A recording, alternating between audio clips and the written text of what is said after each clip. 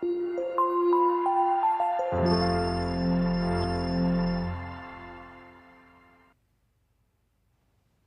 pagi Bapak dan Ibu, Shalom. Yang pertama Bapak dan Ibu, saya sampaikan warta jemaat Minggu 5 Juni 2022. Pertama, menara doa diadakan setiap hari Senin jam 6 sore melalui Zoom meeting. Menara doa minggu ini akan dipimpin oleh Ibu Prima. Kami mengundang segenap jemaat dapat bersama-sama bergabung melalui Zoom ini. Yang kedua, info Komisi Komunitas Berkebutuhan Khusus. Ibadah Komisi Komunitas Berkebutuhan Khusus akan diadakan secara onsite pukul 5 sore hari ini, Minggu 5 Juni 2022, dengan tema Berani Bersama Tuhan, Daniel 3 ayat 1-30 oleh Ibu Lisya Bakara. Info yang ketiga, info Komisi Perempuan Tabita.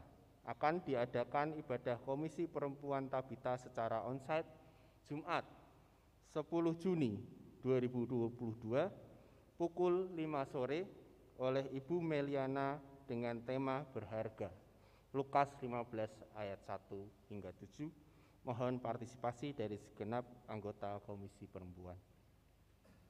Keempat, ibadah Nathanael Youth Community akan diadakan secara onsite pada Minggu 12 Juni 2022 pukul 5 sore oleh Saudara Petra Adi dengan tema You Know Me So Well. Mazmur 139 ayat 1 hingga 14. Mohon partisipasinya segenap anggota Komisi Pemuda Nathanael. Kelima, mahasiswa praktek dari Universitas Kristen Duta Wacana. Kami segenap hamba Tuhan, majelis dan jemaat mengucapkan selamat datang kepada mahasiswa praktek dari UKDW, yaitu Saudara Philip Fernando Kahimpong, yang akan melakukan praktek di GKMI Semarang selama 3 bulan, mulai dari 1 Juni hingga 31 Agustus, yang berasal dari GKMI Shalom Lampung. Kami ucapkan selamat bergabung, selamat melayani, Tuhan Yesus memberkati. Mungkin Saudara Philip bisa, mungkin boleh buka sedikit maskernya. Jadi nanti kalau bisa mengenal Saudara Philip nanti kalau seharian ya Bapak Ibu. Thank you Philip. Yang keenam, ucapan terima kasih atas pelayanan dari Gideon dan Pesparawi. Kami ucapkan terima kasih kepada Bapak Toto Kristianto dari Gideon atas kesaksiannya nanti dalam ibadah yang kedua juga.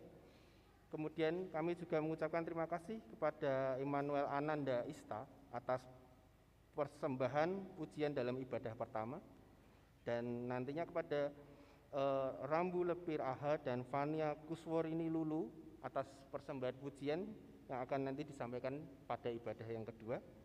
Tuhan Yesus memberkati pelayanan kita semua. Yang ketujuh, info pembagian sembako untuk Diakonia KKBK dan GKMI Semarang Cabang Margorejo. Telah diterima sejumlah 56 paket sembako dari NN yang dibagikan kepada jemaat Diakonia, jemaat GKMI Semarang Cabang Margorejo dan Komisi Komunitas Berkebutuhan Khusus pada Selasa 31 Mei 2022. Kami ucapkan terima kasih yang sebesar-besarnya. Tuhan Yesus memberkati. Kedelapan, info panitia bulan keluarga. Telah dibentuk susunan panitia bulan keluarga tahun 2022 yang dapat dilihat di warta jemaat digital yang telah diedarkan.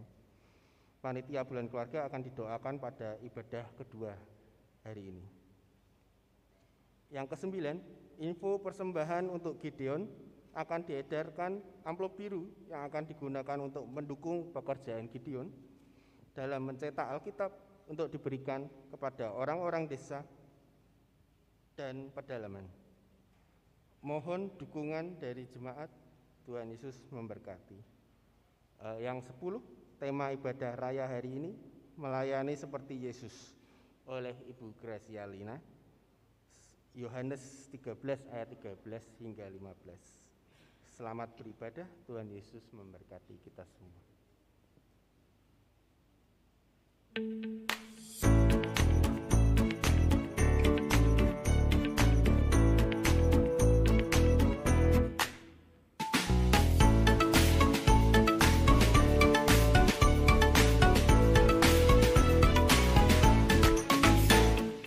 Tema besar 2022, Deeper in Love to God. Shalom, puji nama Tuhan. Bapak, Ibu, saudaraku yang terkasih di dalam Yesus Tuhan, kita boleh beribadah secara onsite dan online. Bapak Ibu yang ada di rumah juga kalau boleh kami menyapa shalom. Kita bersyukur kita boleh berada di tempat ini untuk berbakti bersama. Kita akan mulai ibadah yang kedua di minggu pertama bulan Juni dengan mengatakan, sebab Kau layak terima pujian.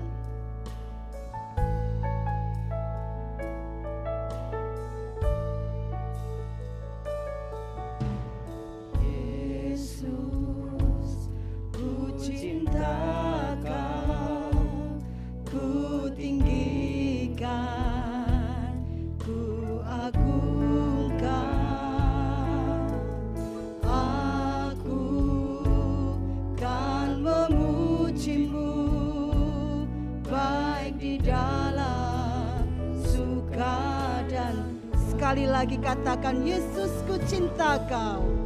Yesus, ku cinta Kau, ku tinggikan, ku agungkan.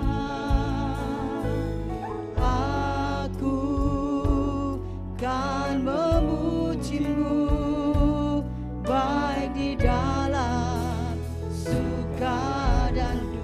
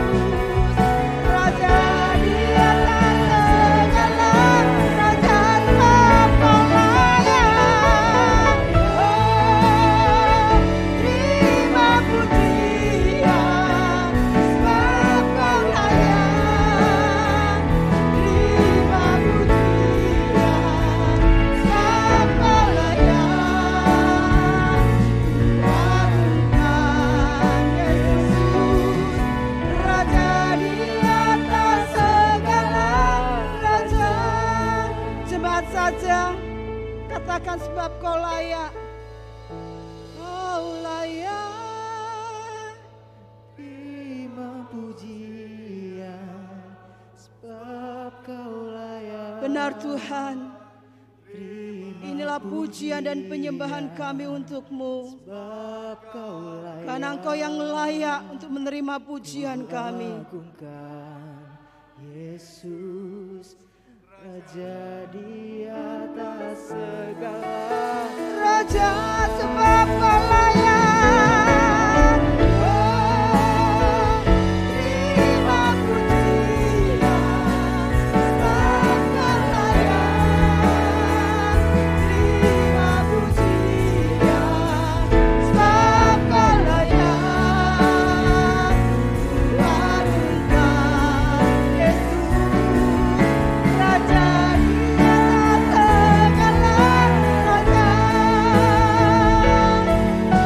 Raja di atas segala. Raja, Raja di atas segala. Raja.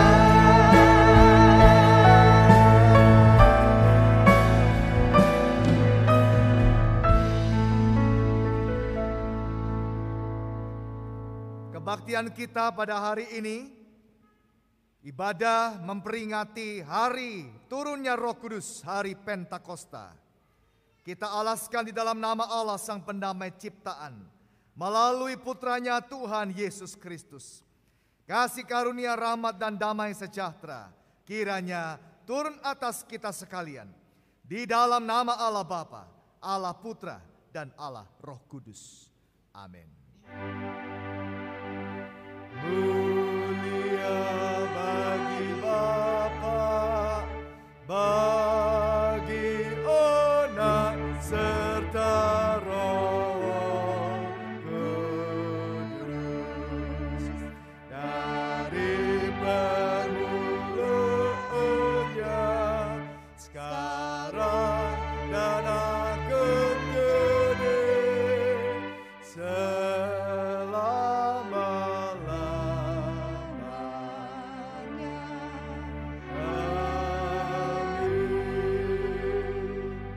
Ibrani 12 ayat 2. Marilah kita melakukannya dengan mata yang tertuju kepada Yesus, yang memimpin kita dalam iman dan yang membawa iman kita itu kepada kesempurnaan.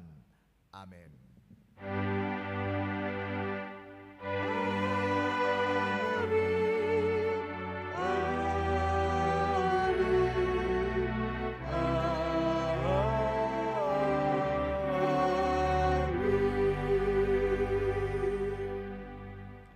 Sidang jemaat dipersilahkan duduk kembali.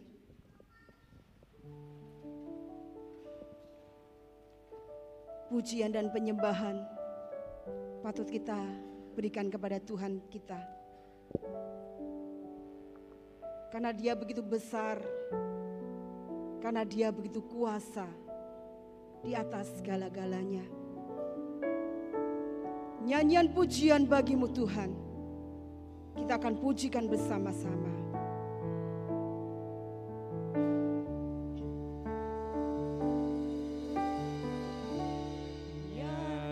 Pujian bagi-Mu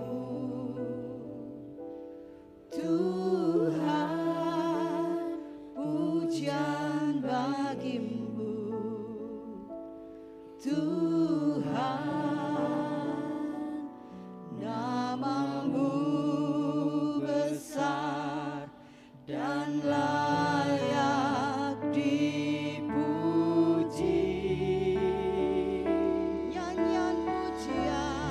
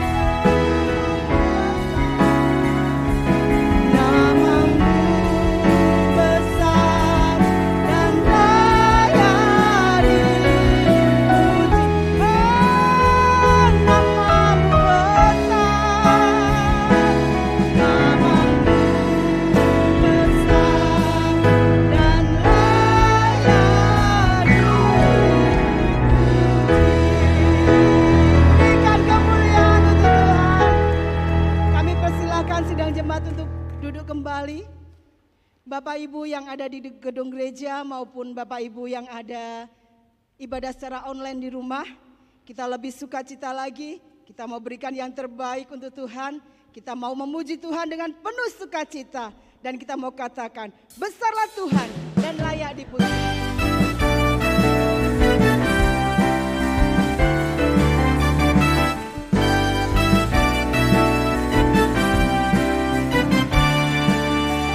Besarlah Tuhan dan layak dipuji, besarlah namanya, kekallah kuasanya, aman berlindung dalam naungannya, ya Allah bagi kita, di pihak kita.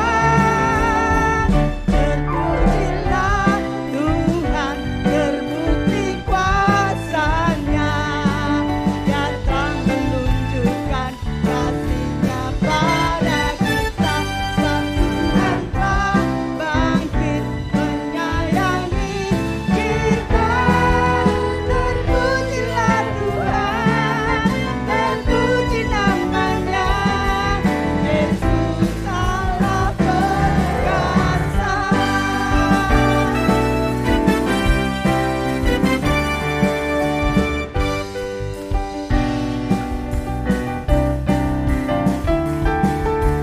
Besarlah Tuhan dan layak dipuji, besarlah namanya, kekallah kuasanya, aman berlindung dalam naungannya, ya Allah bagi kita, di pihak kita. Terpujilah Tuhan, terbukti kuasanya, dia telah menunjukkan kasih-Nya pada kita. Sang Tuhan telah bangkit menyayangi kita.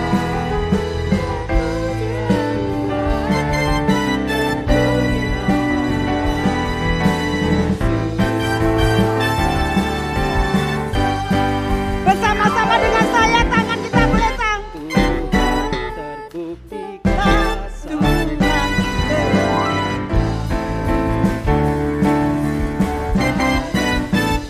Sebab Tuhan telah bangkit menyayangi kita. Terpujilah Tuhan, terpuji namanya, Yesus Allah perkasa. Pujilah Tuhan, terbukti kuasanya, dia telah menunjukkan kasih-Nya pada kita. Sang Tuhan telah bangkit menyayangi kita. Terpujilah Tuhan, terbukti kuasanya, Yesus Allah perkasa. Terpujilah Tuhan, terpuji namanya, Yesus Allah perkasa. Terpujilah Tuhan, terpuji namanya, Yesus Allah perkasa. Yesus Allah perkasa. Yesus Allah perkasa.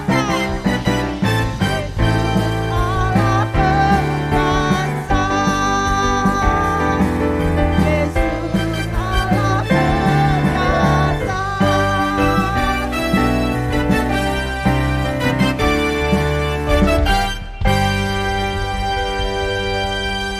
Puji nama Tuhan, kita boleh bersorak-sorai bersama di tempat ini. Bapak, Ibu, serta sidang jemaat yang dikasihi oleh Tuhan. Pagi hari ini kita akan mendengarkan kesaksian pujian dari calon peserta lomba Pesparawi kategori wanita remaja. Waktu dan tempat saya persilahkan.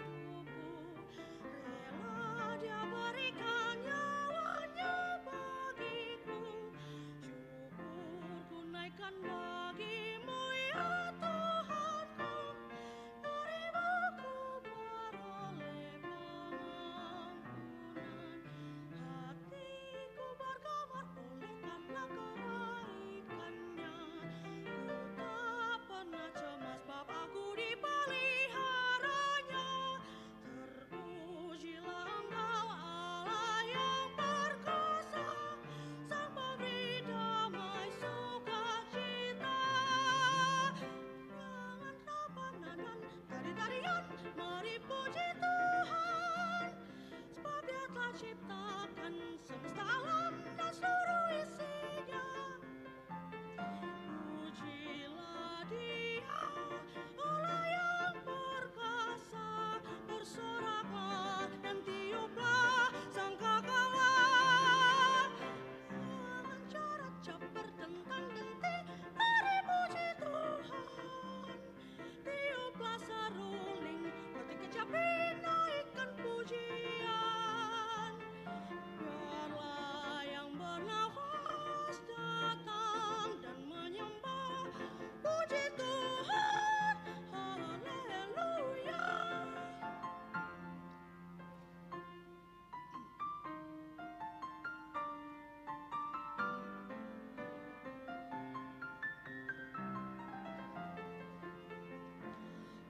Hatiku bergemat oleh karena kebaikannya.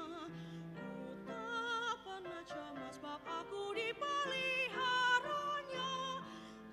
Terpujilah Engkau Allah yang perkasa, Sang pemberi damai sukacita.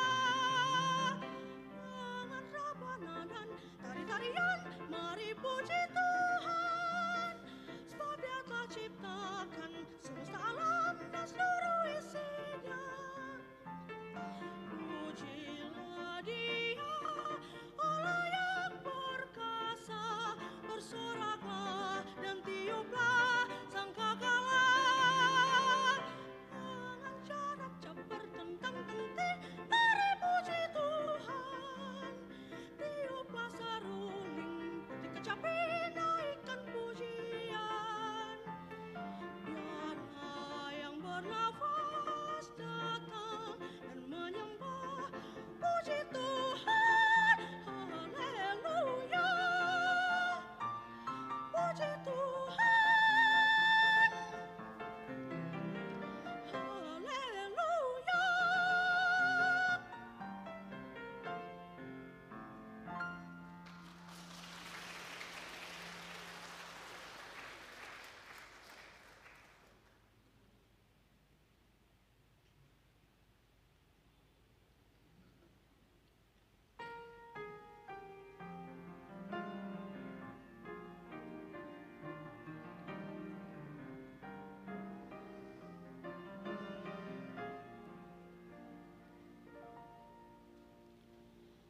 Aku mau bermazmur memuji-Mu, aku mau bersyukur menyembah-Mu. Ku angkat tanganku kepadamu, puji dan sembah hanya bagi-Mu. Kau Allah yang kuasa dan perkasa, Kau Allah yang hebat dan setia. Tiada yang seperti-Mu di dalam dunia, Raja yang mulia, pencipta langit dan bumi. Biarlah yang bernafas memuji-Mu, menyembah-Mu Tuhan dalam roh dan kebenaran. Biarlah seluruh suku bangsa bersorak bagi-Mu, nyanyi dan pujilah selama-lamanya.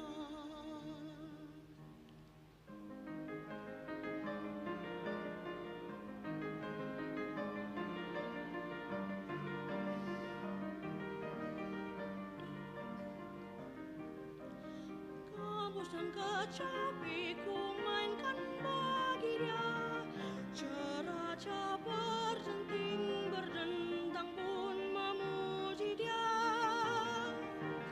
Tarian dan rebana pun menyambutnya,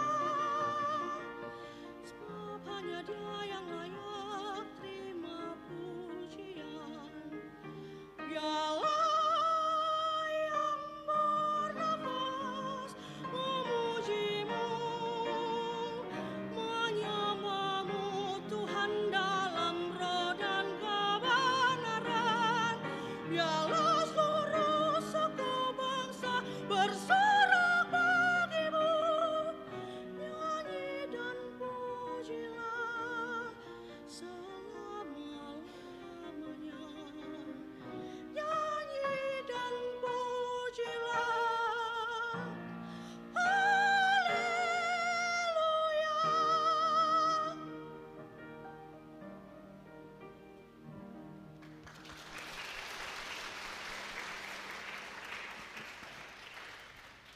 pujian yang sungguh luar biasa.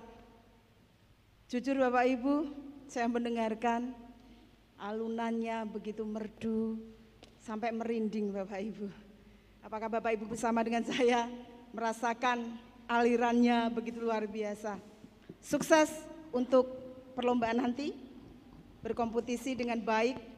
Kiranya nama Tuhan dipermuliakan melalui pujian. Bapak Ibu dan sidang jemaat yang dikasihi oleh Tuhan, sebentar lagi kita akan mendengarkan kebenaran firman Tuhan. Kita akan mempersiapkan hati kita untuk menerima sabda Tuhan.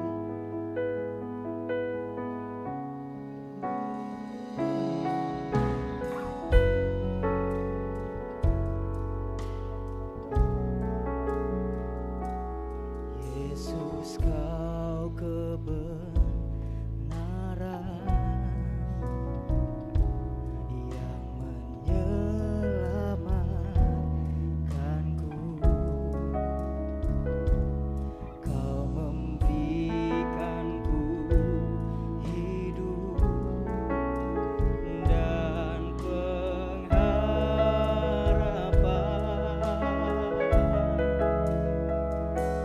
Ku ikut kehendak-Mu,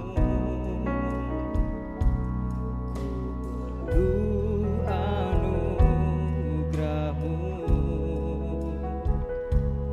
Ku nyatakan janjiku kepadamu. Bersama-sama kita akan pujikan lagu ini. Yesuslah kau kebenaran. Yesus kau kebenaran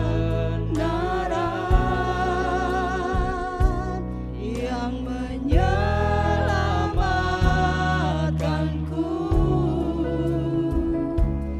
Kau memberikanku hidup dan pengharapan.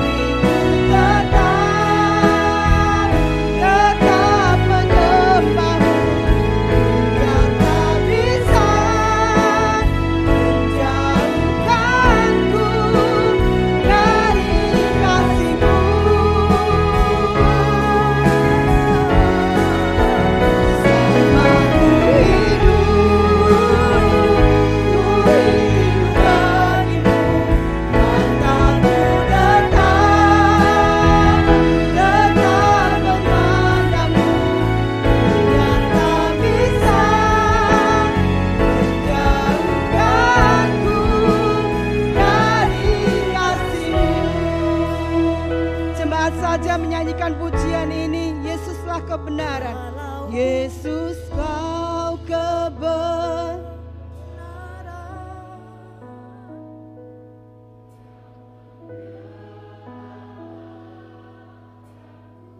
Inilah ungkapan hati kami Tuhan. Kau memberikanku.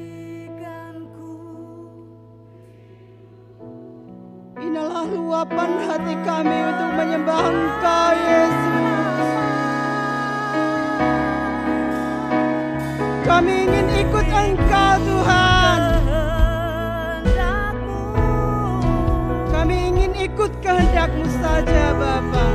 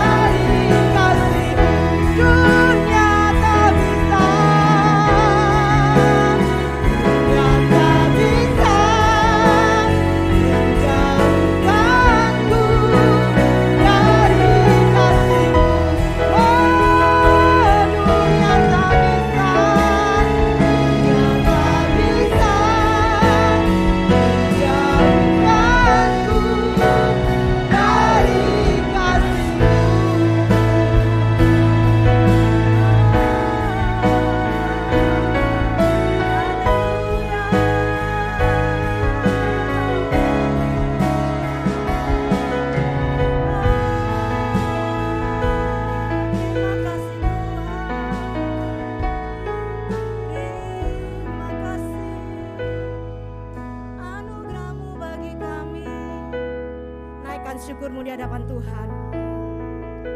Haleluya. Haleluya.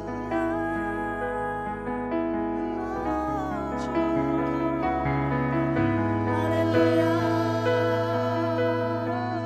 Haleluya.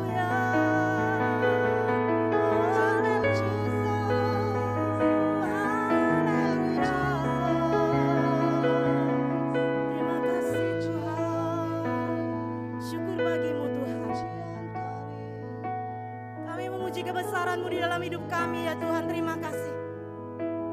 Kami bersyukur, kami bersukacita. Oh, Jesus. Terima kasih Tuhan buat kasih-Mu bagi kami. Engkau baik, sangat baik.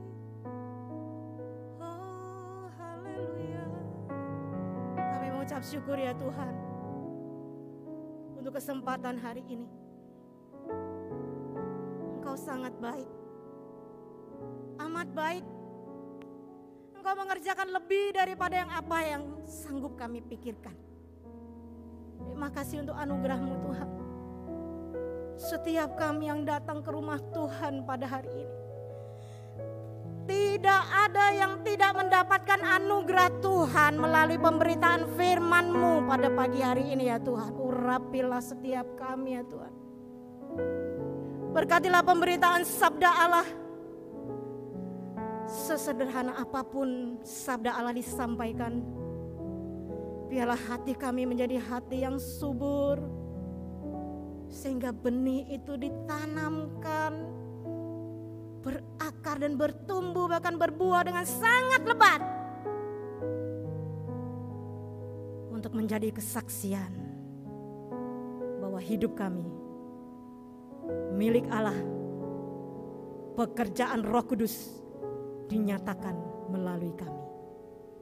Inilah doa dan syukur kami. Di dalam nama Tuhan Yesus Kristus kami berdoa dan kami mengucapkan syukur.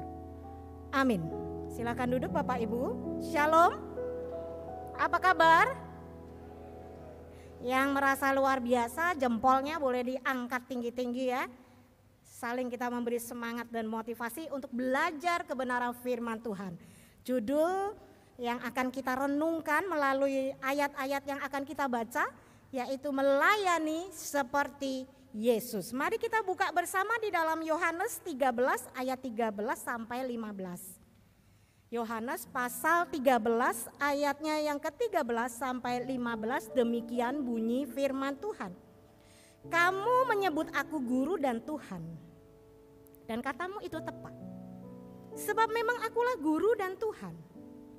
Jadi, jikalau aku membasuh kakimu, aku yang adalah Tuhan dan gurumu, maka kamu pun wajib saling membasuh kakimu. Sebab aku telah memberikan suatu teladan kepada kamu, supaya kamu juga berbuat sama seperti yang telah kuperbuat kepadamu. Amin. Sampai di sini pembacaan kebenaran firman Tuhan. Marilah kita menjadi pribadi yang bukan cuma suka merenungkan firman, tetapi juga jadi pribadi yang suka dan cakap melakukan firman Tuhan di dalam hidup kita setiap hari. Ayat tadi sering kita baca Bapak Ibu.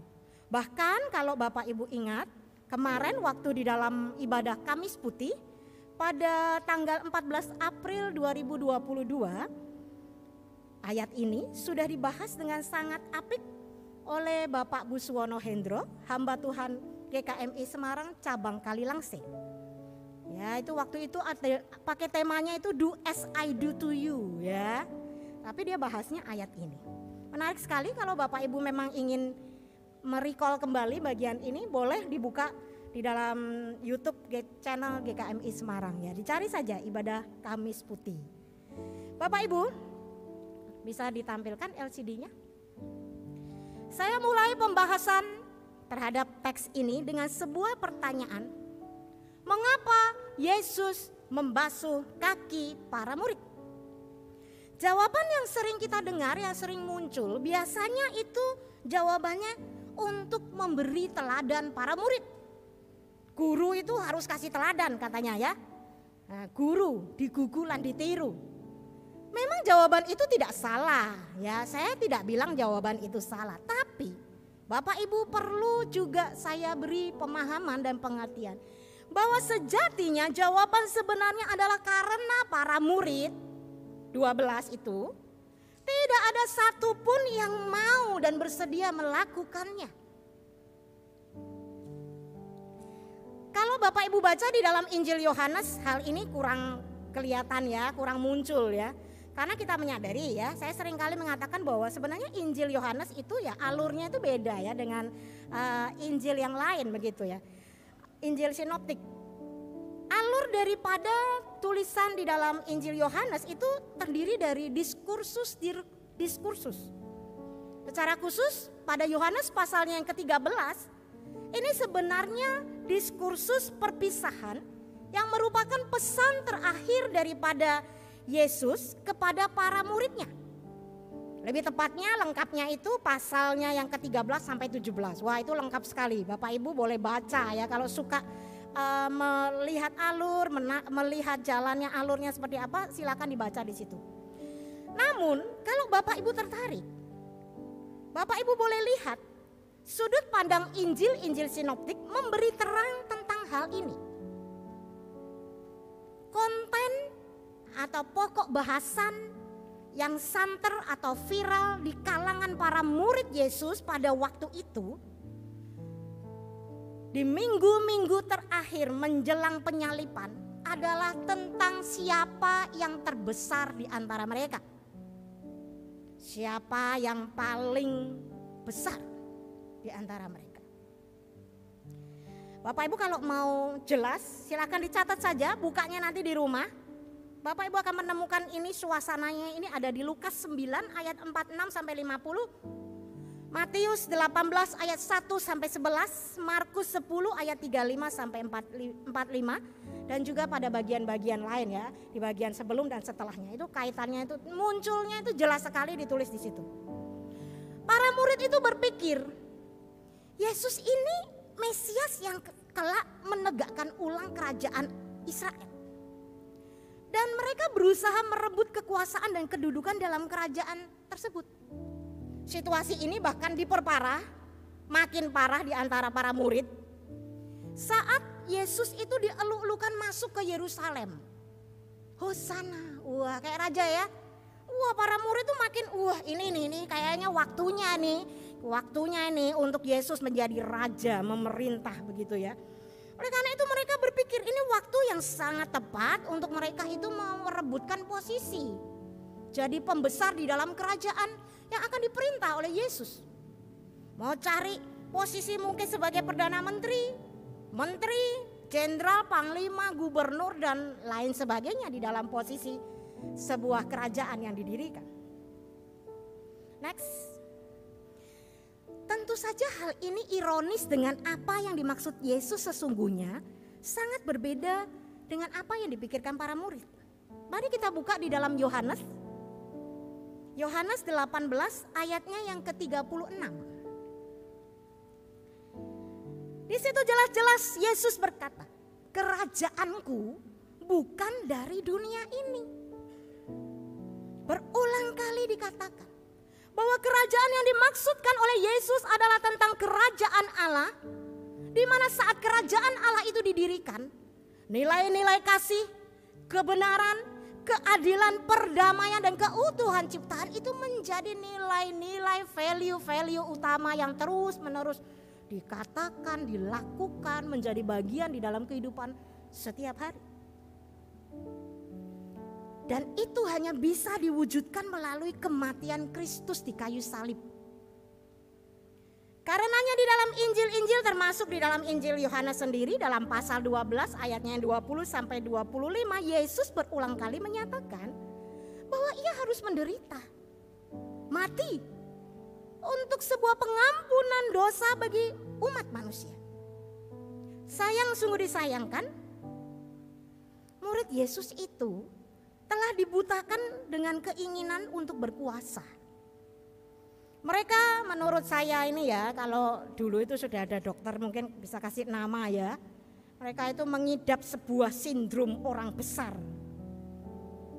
Bahkan saking sindromnya itu parah, mengabaikan orang besar yang paling besar di seluruh muka bumi ini, yaitu Kristus, Sang Guru yang bersama-sama dengan mereka setiap hari. Next.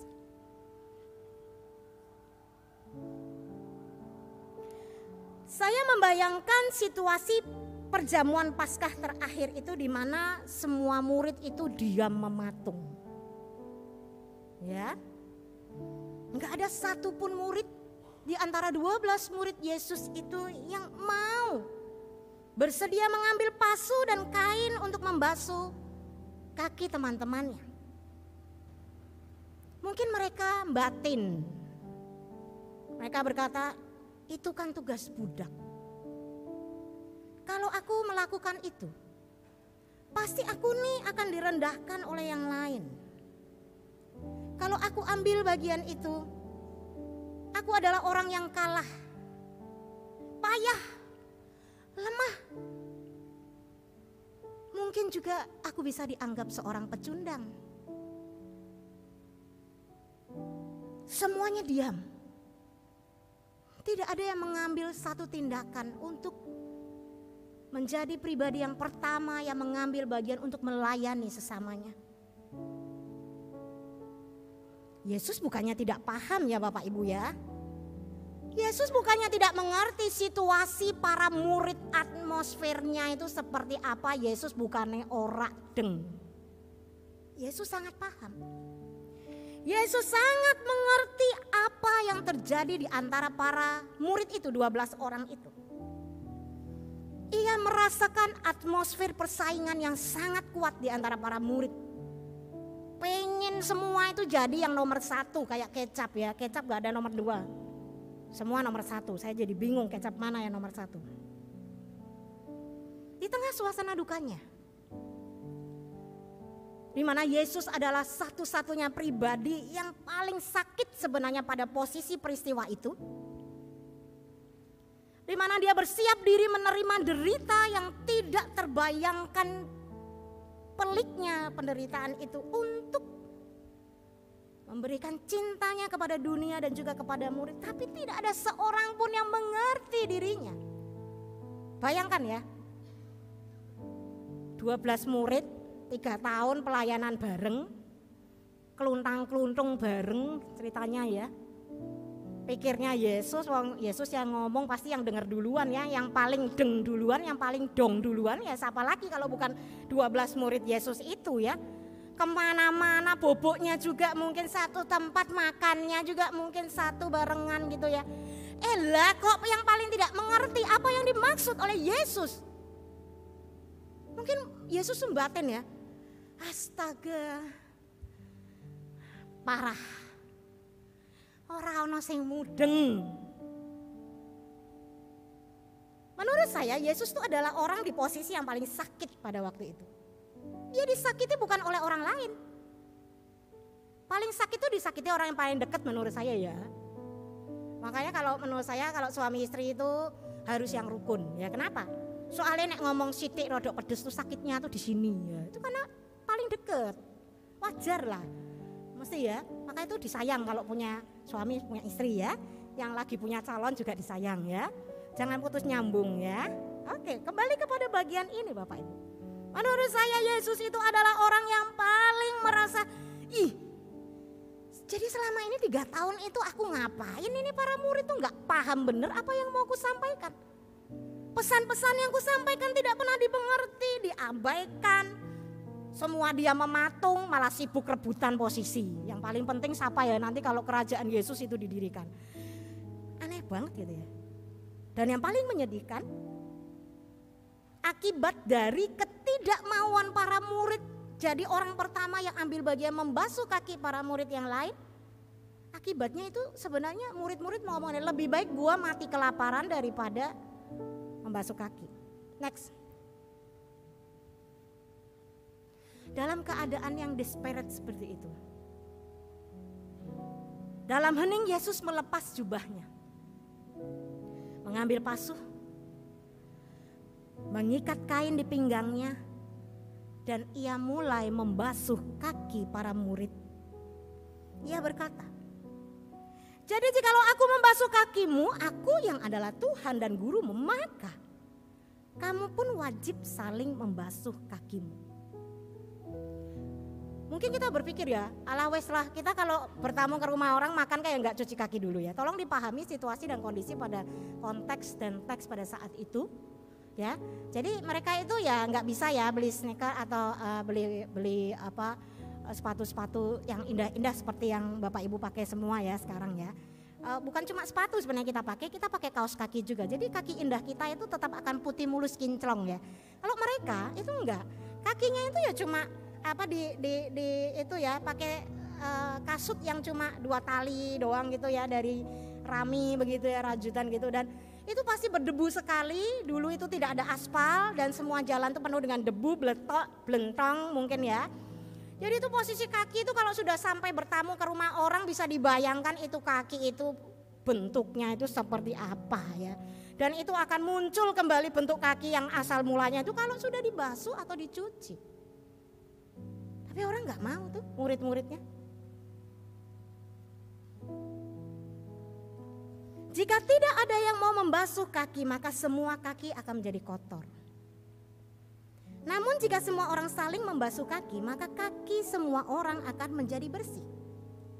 Sebenarnya inilah pesan Yesus. Di dalam teks yang kita baca, di dalam teladan pembasuhan kaki yang Yesus lakukan bagi para murid, dan yang hari ini sedang kita renungkan bersama-sama. So simple, so clear, sangat sederhana, sangat jelas. Yesus hendak mengajarkan, mengingatkan tentang to collaborate, not to compete each other. Dia hendak mengingatkan, ayo kita berkolaborasi. jangan berkompetisi. Saya itu mungkin Bapak Ibu bertanya ya, masa pelayanan ada yang berkompetisi mungkin ya? Kita juga heran kali ya. Pelayanan kan sebenarnya untuk Tuhan ya. Ya sebenarnya begini menurut saya, kalau kita jabarkan secara sisi manusia tuh simpelnya begini. Betul kita ini melayani untuk Tuhan ya, tapi yang kita hadapi setiap hari itu adalah human ya. Nggak ada yang kita hadapi itu tiap hari malaikat begitu ya. Malaikat mah gemes gitu ya, pasti enak gitu, adem. Tapi yang kita hadapi itu manusia. Dimana ketika kita berhadapan dengan manusia, kita diperhadapkan kepada sisi kemanusiaan kita sebenarnya. Yang menurut saya itu manusiawi lah kalau orang merasa gue nggak salah, kenapa gue disalahin, itu manusiawi sekali. Tetapi pertanyaannya adalah, kita ini melayani siapa sih? Pekerjaan Allah adalah saat kita menyatakan kebenaran Kristus kepada banyak orang. Itu artinya sebenarnya tidak sedang berbicara secara personal, itu siapa yang lebih utama dan siapa yang lebih diuntungkan dari sebuah keberhasilan pekerjaan Tuhan di rumah Tuhan. Saya membayangkan situasi para murid. Kalau itu kita analisa dari ilmu komunitas. Para murid itu kesian loh, serius.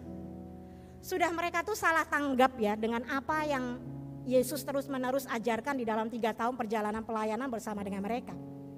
Mereka kan salah tangkap, dipikir mau dirikan kerajaan seperti yang ada dalam pikiran para murid tuh. Ternyata kan bukan. Udah gitu, Yesus disalib. Takut nian ya, lari kocar kacir lah mereka ya. Wah, mereka ditanya kamu murid aja dia takut ngaku sebagai murid Yesus begitu ya. Mereka 3 hari ada di dalam kegalauan, ketakutan.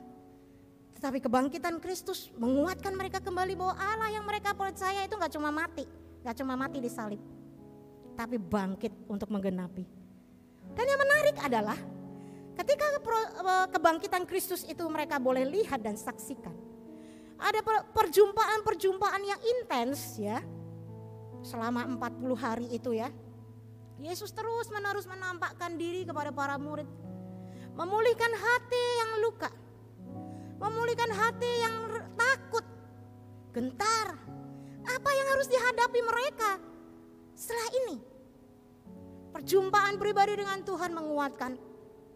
Dan menurut saya nih Yesus naik ke sorga itu pengalaman spektakuler ya. Bayangkan itu kita lihat sendiri pada waktu itu tuh kayak apa. Dan menurut saya ini puncaknya adalah 10 hari kemudian saat Roh Kudus itu dinyatakan. Kalau saya boleh ilustrasikan ini ya, orang-orang Kristen tuh kalau cuma percaya pengorbanan Kristus, penyaliban, kebangkitan, kenaikan Tuhan Yesus, tidak percaya kepada pencurahan Roh Kudus, itu kayak meja kakinya cuma 3 doang. Pernah beli meja kakinya 3? Goyang-goyang kayak dakocan kali ya, gak kuat mestinya. Orang yang percaya Kristus bukan saja semata-mata percaya kepada pengorbanan, percaya kepada kebangkitan, percaya kepada kenaikan Kristus ke surga menyediakan tempat bagi kita, tetapi juga percaya akan karya Roh Kudus bagi kita hari ini, besok, selamanya sampai kepada penggenapannya yang sempurna. One day. Kalau kita melepaskan karya Roh Kudus, kita nanti jadi kaki jadi meja 3 kaki doang. Susah. Oleh karena itu percayalah peran Roh Kudus di dalam hidupmu.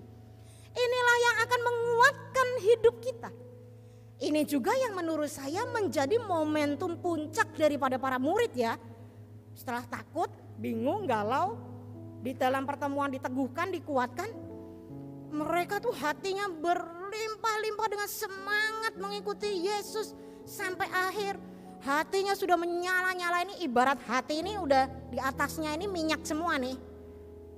Dan di dalam momen pencurahan Roh Kudus Pentakosta itu, saat hati yang telah dipenuhi oleh Tuhan ini bertemu dengan pencurahan Roh Kudus, bup, on fire semua. Tuayan pertama 3.000 orang.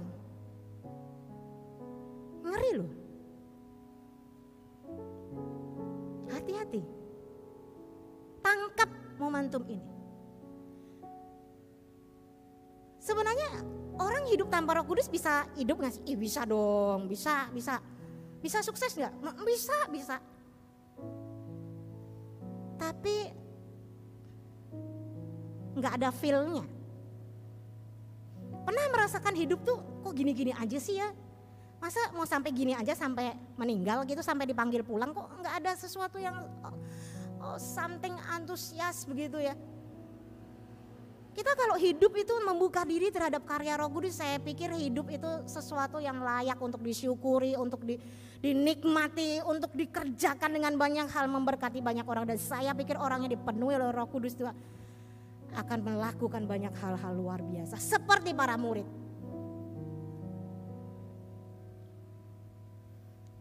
Next. Sekarang bukan zamannya kita itu kompetisi Bapak Ibu. Ya iya sih, tadi aja kita dengar ya, nanti ada lomba-lomba. Mungkin Bapak Ibu lihat MasterChef season 9 yang terakhir kemarin ya. Duel akhir dari dua peserta terkuat dan terhebat. Itu ada Cheryl dan juga Palito. Ya, mereka di duel terakhir itu masak kan ya. Itu siapa cepat dia yang menang loh, serius. Nggak ada kata, temannya lagi susah begitu ya. Tapi satu saat ketika mereka masuk di round berapa begitu ya, si Cheryl ini mengalami kesulitan untuk membuka alat itu ya. Dia nanti bisa disaksikan itu. Bapak Ibu tahu dalam kompetisi loh. Si Palito itu balik lagi dari batch-nya itu, dia bantu temannya, dia buka itu supaya temannya itu bisa lanjut masak lagi. Dan duel yang menurut saya yang sportif itu dapat dimulai kembali. Itu kita bicara dunia di luar sana ya Bapak Ibu. Apalagi di dalam pekerjaan dan pelayanan Tuhan. Saya pikir Roh Kudus akan memberi hikmat. Bagaimana kita sebagai anak-anak Tuhan terus menerus bersinergi. Dan gak ada istilahnya melayani di rumah Tuhan, para pelayan Tuhan itu lagunya lagu gini. Yang tahu lagu ini pasti umurnya sama dengan saya ya. Lagu ini Bapak Ibu pasti pernah dengar ya. Dia pikir dia yang paling hebat, merasa paling jago dan yang paling kuat. Dipikir ayam jago kali ya. Gak ada lagu kayak gitu. Kita sama-sama melayani Tuhan, yang kita muliakan tuh siapa sih? Mosok yo dilihat. Siapa sih yang melakukan itu? Yang dilihat tuh Tuhannya Bapak Ibu.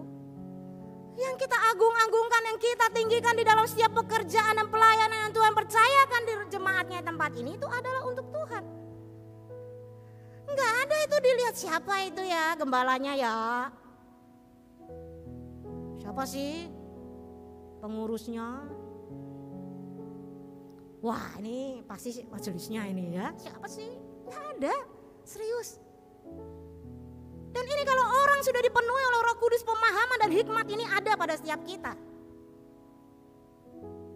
Sehingga kalau kita paham value ini, kita tuh jadi pelayan-pelayan Tuhan yang terus mengupayakan pekerjaan Tuhan tuh dengan giat. Dan kita tahu kalau kita ngerjakan sendiri itu kita nggak bisa melakukan banyak hal. Kita perlu bersinergi supaya lebih besar. Yesus mengajarkan makna sebuah sinergi. Menurut kamus Oxford, sinergi adalah ya itu ada bahasa Inggrisnya ya. Saya kasih bahasa Indonesianya saja. Interaksi atau kerjasama dua atau lebih organisasi, pihak atau perorangan untuk menghasilkan efek gabungan yang lebih besar daripada jumlah efek terpisah mereka. Betul, kita tuh bisa hidup sendiri.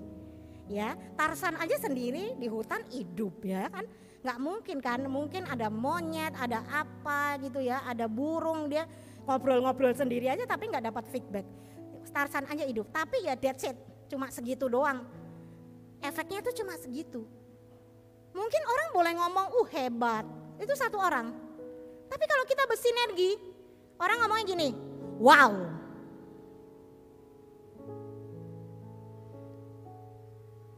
Vadim Kotelnikov, seorang motivator dan inovator handal dari Rusia, merumuskan rumus sinergi. Rumus sinergi bukan 1 tambah 1 jadi 2. Rumus sinergi adalah 1 tambah 1, 11. Mari kita buka bersama di dalam 1 Korintus 3 ayat 9. 1 Korintus 3 ayat 9 berkata, karena kami adalah kawan sekerja Allah, ya, we are fellow workers. Bahasa Yunaninya pakai satu kata nih keren banget menurut saya. Base-nya kita tuh firman Tuhan jangan macam-macam ya. Nggak ada kata kita tuh salah nih ambilnya sinergi. Bahasa Yunani pakai satu kata gini, sinergoi tuga.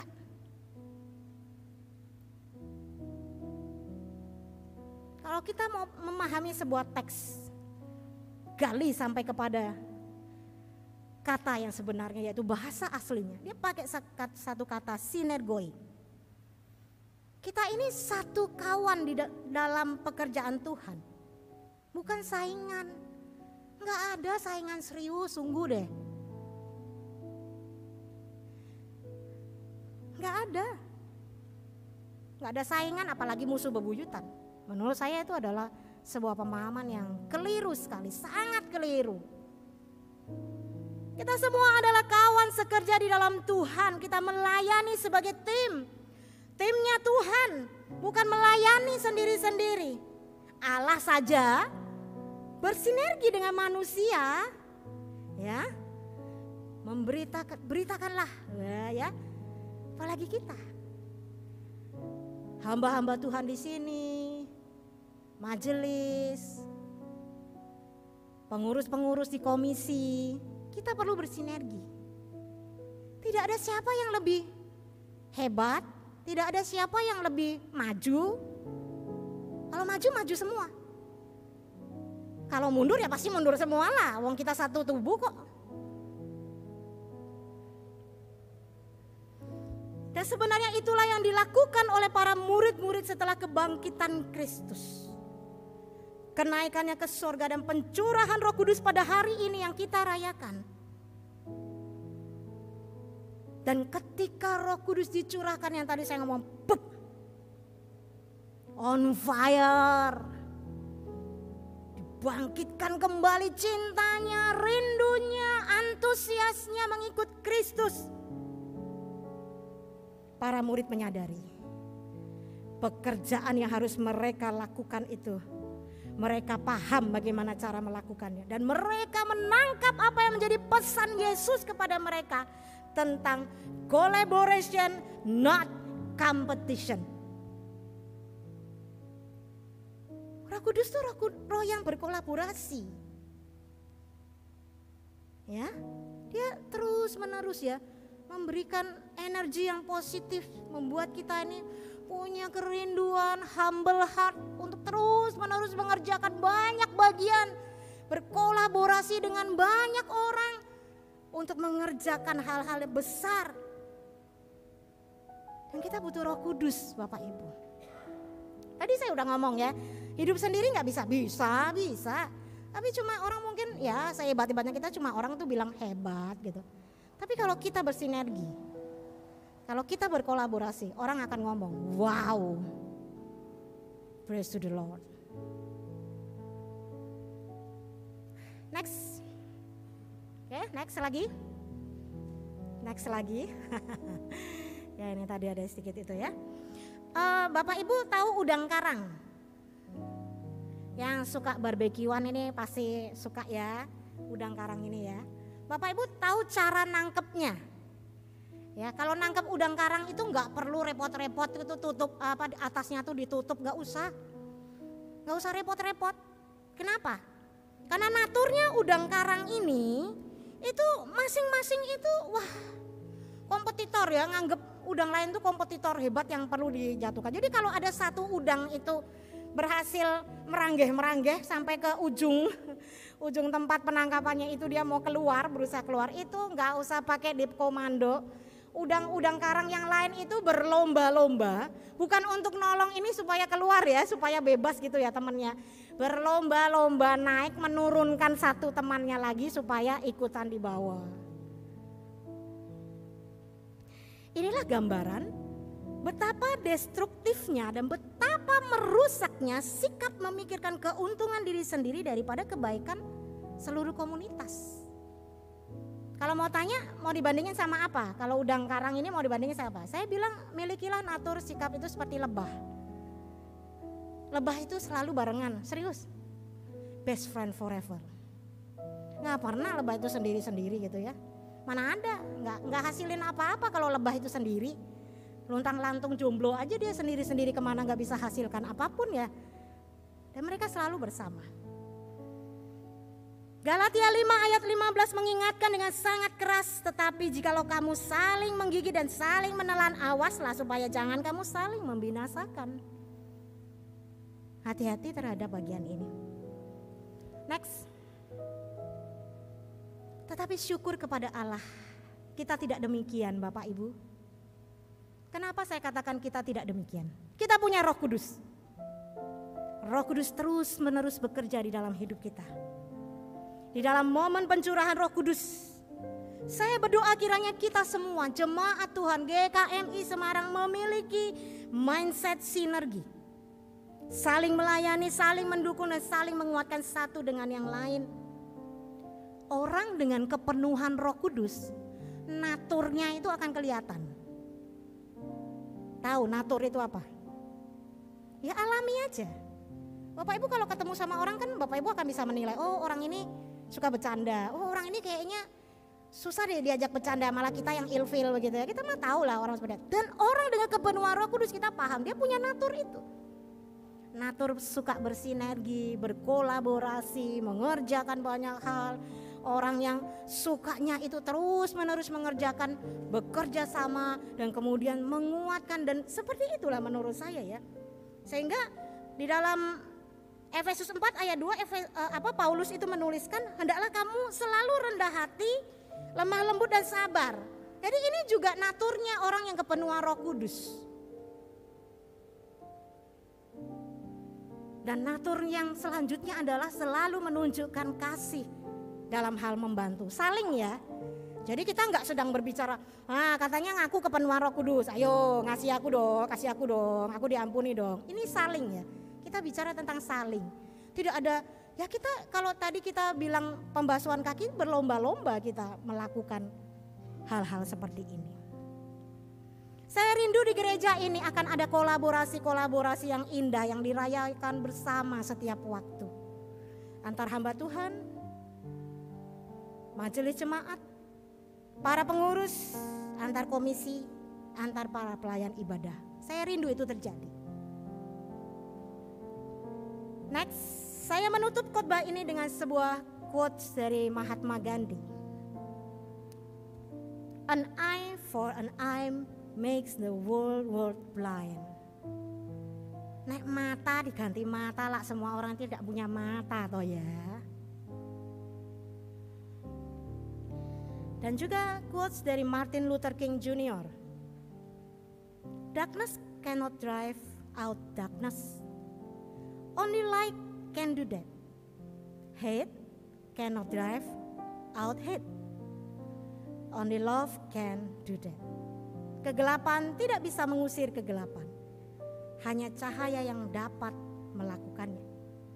Kebencian tidak bisa mengusir kebencian. Hanya cinta yang dapat melakukannya. Amin. Mari kita tundukkan kepala. Mari kita merespon firman Tuhan.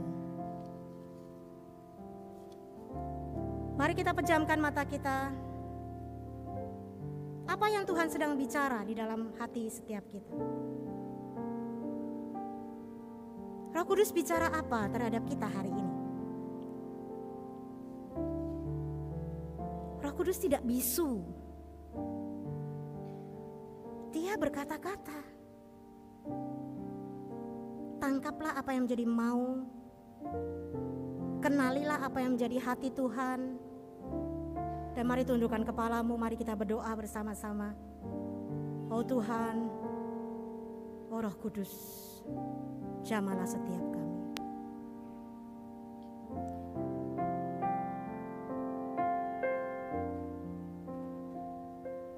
Mengalir kuasa dari tempat maha tinggi. Bapa kekal mulia, Kau hadir di sini, memulihkan hati, menyembuhkan yang terluka. Ku kan tenang bersamamu, Bapa. Mengalir kuasa dari tempat maha tinggi.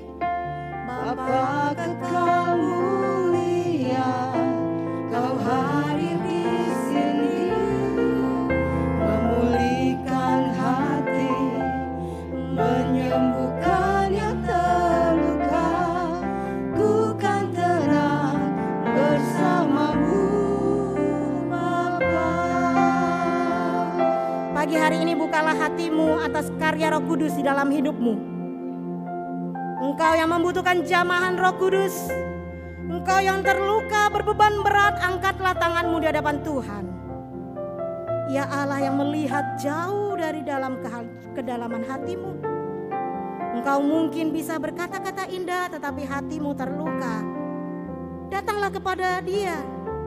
Roh Kudus sanggup memulihkanmu. Roh Kudus sanggup membuat hidupmu menjadi pribadi yang baru. Terus menyala-nyala dan bersemangat mengikuti Kristus setiap hari. Siapa yang membutuhkan pertolongan Tuhan, siapa yang membutuhkan jamahan Roh Kudus, disembuhkan dari sakit penyakit, angkat tanganmu dan katakan di hadapan Tuhan, oh Tuhan, kami butuh Engkau, jamalah kami. Siapa yang datang berbeban berat, penuh dengan masalah di dalam pekerjaan dan di dalam keluarga, angkatlah tanganmu, engkau butuh Tuhan menolong hidupmu. Jangan keraskan hatimu. Engkau tidak bisa melakukan banyak tanpa Roh Kudus. Tapi saat engkau membuka dirimu akan karya Roh Kudus bekerja, engkau akan merasakan terobosan demi terobosan yang sama sekali tidak bisa kau pikirkan dan kau bayangkan. Tapi Allah mengerjakannya di dalam hidupmu.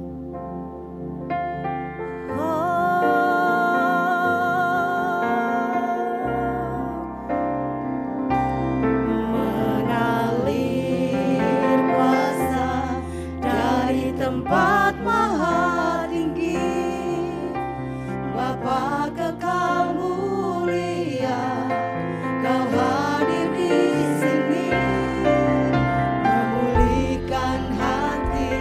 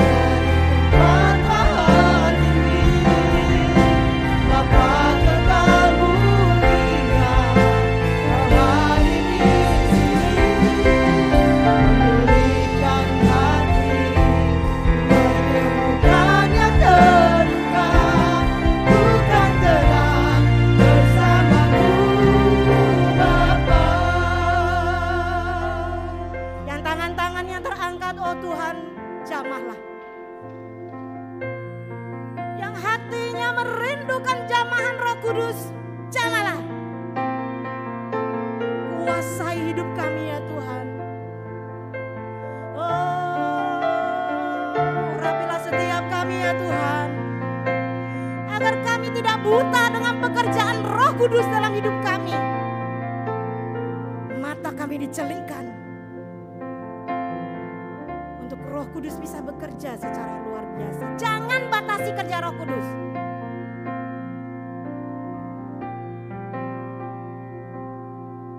Dia Allah yang lembut yang akan menjamah hatimu.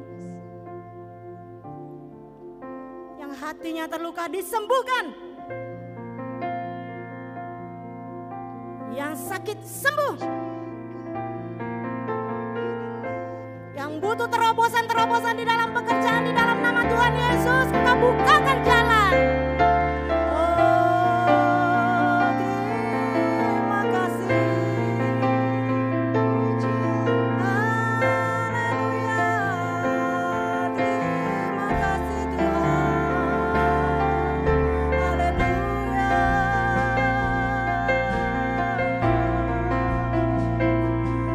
Jamalah hati-hati yang terluka, yang tawar hati, yang mulai undur daripada Tuhan. Tarik kembali, ambil kembali ya Tuhan. Jangan lepaskan kami ya Tuhan dari anugerah-Mu.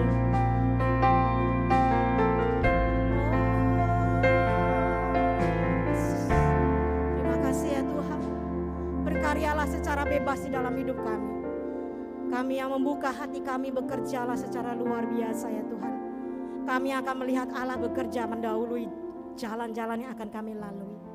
Allah akan melakukan terobosan demi terobosan di dalam hidup kami. Yes, amin.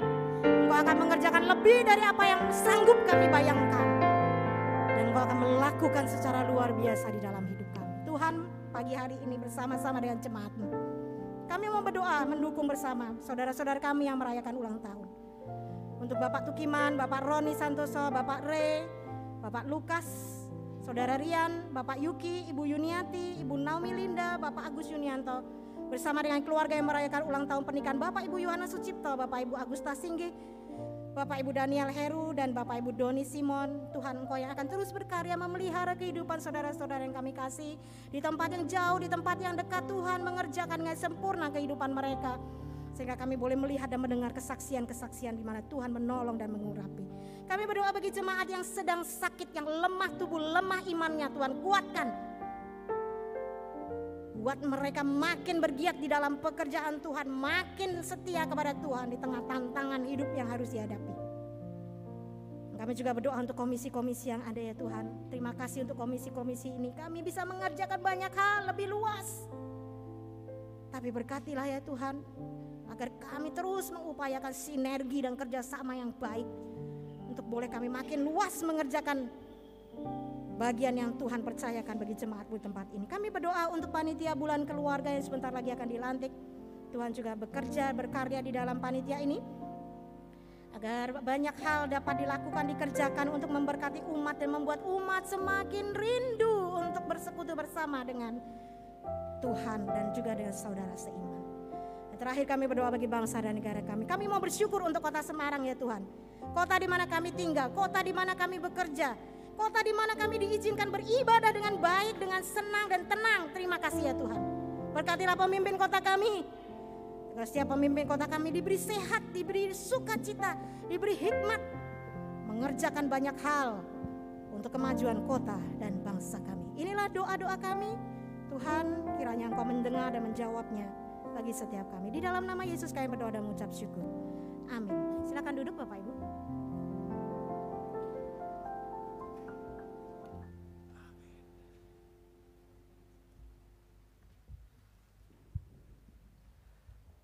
Ya, terima kasih kepada Bu Gracia yang sudah menyampaikan firman Tuhan.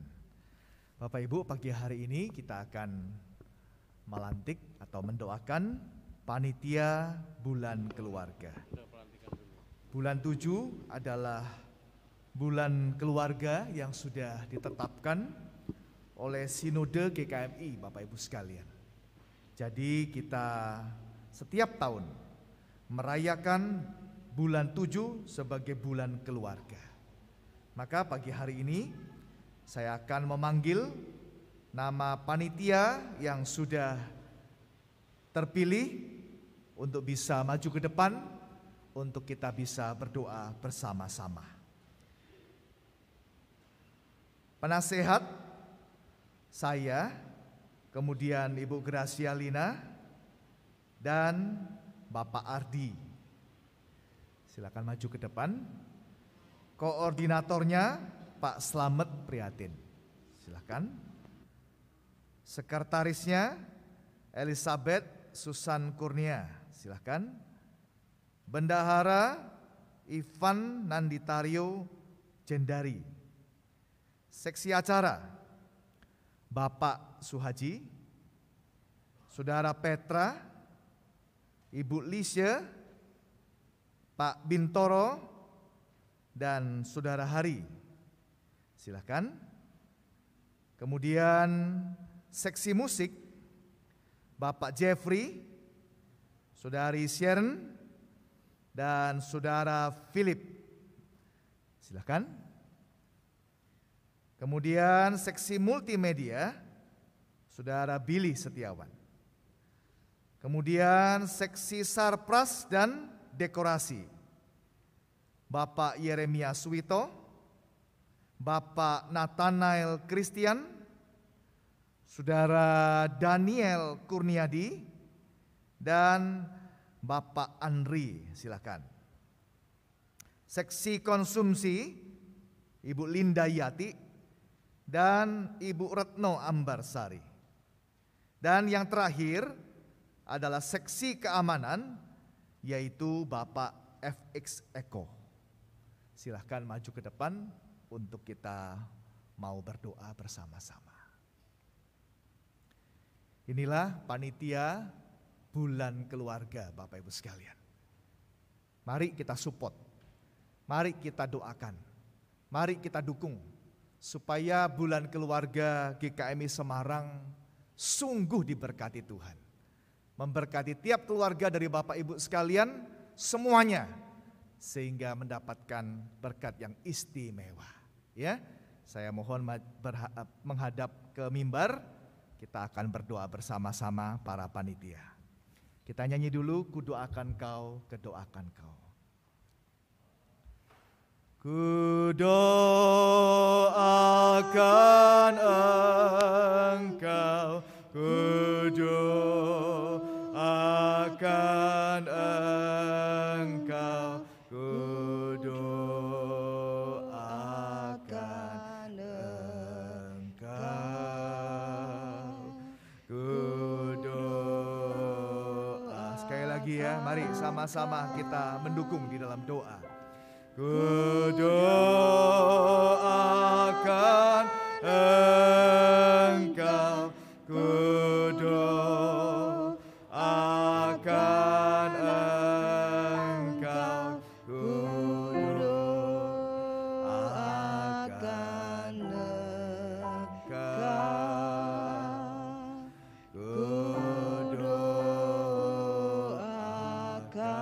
engkau. Inilah kami ya Tuhan, yang sebenarnya juga bukan siapa-siapa. Engkau dapat melakukan perkara yang lebih besar tanpa kami ya Tuhan. Tetapi pada pagi hari ini kami mau merendahkan diri kami. Tuhan, pakailah kami. Kami berdoa di dalam nama Tuhan Yesus pada pagi hari ini. Kiranya Tuhan menyucikan kami, membersihkan kami dari hal-hal yang tidak berkenan kepada Tuhan. Sehingga setiap pelayanan kami, khususnya di dalam kepanitiaan bulan keluarga ini, kami sungguh diberikan spirit kolaborasi, spirit kooperasi, spirit konkordansi. Engkau memberkati setiap bagian, dari penasehat, dari koordinator, semuanya, sampai kepada seksi-seksi, kepada bagian-bagian semuanya. Tuhan memberkati, memberikan kesehatan, memberikan hikmat, kekuatan, sehingga pelayanan kami dipakai Tuhan luar biasa. Benar seperti firman-Mu, biarlah bukan 1 tambah 1 menjadi 2, tetapi 1 tambah 1 tambah 1 menjadi luar biasa. Tuhan memberkati sehingga apapun yang sebentar khususnya habis ibadah ini akan diputuskan bersama.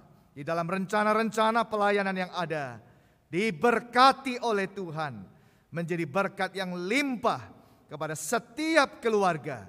Keluarga-keluarga GKMI Semarang diberkati Tuhan semuanya ya Tuhan, melalui acara-acara, melalui pelayanan dan juga kebersamaan kami semuanya. Terima kasih banyak. Berkati panitia ini mulai dari awalnya sampai pada akhirnya. Semua kemuliaan kami kembalikan kepada Tuhan. Di dalam nama Yesus, Tuhan kami yang hidup, kami sudah berdoa. Amin. Amin. Silahkan kembali ke tempat masing-masing. Selamat melayani, selamat berkolaborasi, selamat dipakai Tuhan.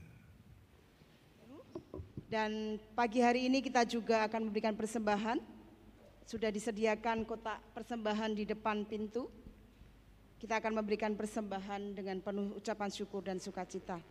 Kami mengundang sidang jemaat untuk bangkit berdiri, kita akan berdoa.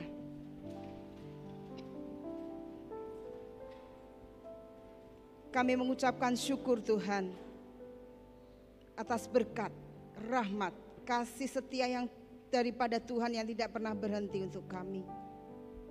Sepanjang hari Tuhan sudah memberkati kami. Dan tiba saatnya Tuhan kami ingin mengembalikan sebagian dari berkat yang sudah Tuhan beri kepada kami melalui persembahan. Biarlah persembahan ini boleh menjadi dupa yang harum untuk Tuhan. Dan kami boleh memberikan dengan penuh ucapan syukur dan rasa sukacita. Terima kasih Tuhan, terima kasih. Hanya di dalam nama Tuhan Yesus kami sudah berdoa dan mengucapkan syukur. Amin. Silakan duduk, selamat memberi dengan penuh sukacita.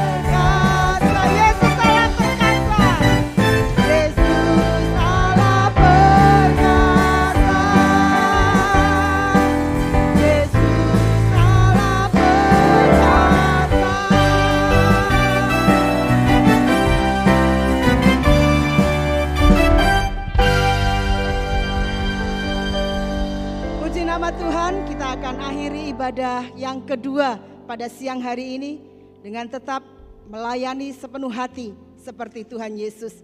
Kami undang sidang jemaat untuk bangkit berdiri. Kita mau katakan, aku punya Tuhan yang besar.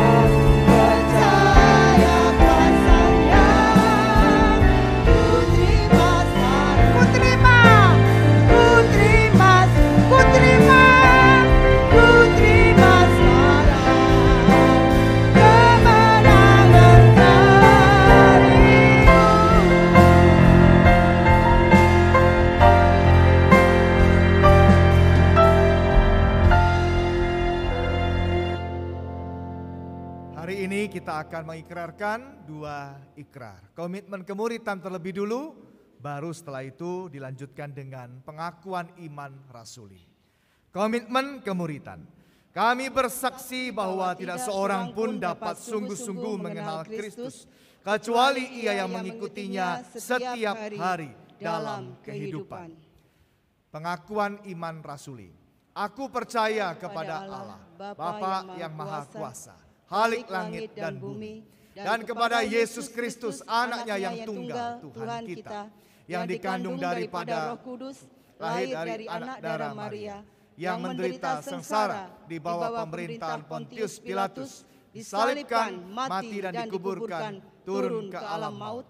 Pada hari yang ketiga bangkit pula dari antara orang mati, naik ke sorga, duduk di sebelah kanan Allah, Bapa yang Maha Kuasa, dan dari sana ia akan datang kembali untuk menghakimi orang yang hidup dan yang mati. Aku percaya pada Roh Kudus, gereja yang kudus dan am, persekutuan orang kudus, pengampunan dosa, kebangkitan orang mati, dan hidup yang kekal. Amin. Firman Tuhan mengingatkan kita, mari kita melayani seperti Yesus. Melayani dengan spirit kolaborasi. Bersemangat bersama-sama, bersehati bersama-sama, melayani Dia yang sudah melayani kita terlebih dulu. Sekarang bukalah hatimu dan terimalah berkat daripada Tuhan. Kasih karunia Tuhan Yesus Kristus dan kasih dari Allah Bapa dan persekutuan dengan Allah Roh Kudus, Allah Tritunggal, sumber teladan kita, yang sudah melayani kita terlebih dulu, yang sudah mengasihi kita dan memberikan kepercayaan kepada kita, supaya kita melayani Dia, seperti Dia, dan untuk Dia hari ini sampai selama-lamanya. Amin. Kepada Allah beri puji, semua makhluk di bumi, padanya kuberi pujian. Bapa, Anak, dan Roh Suci.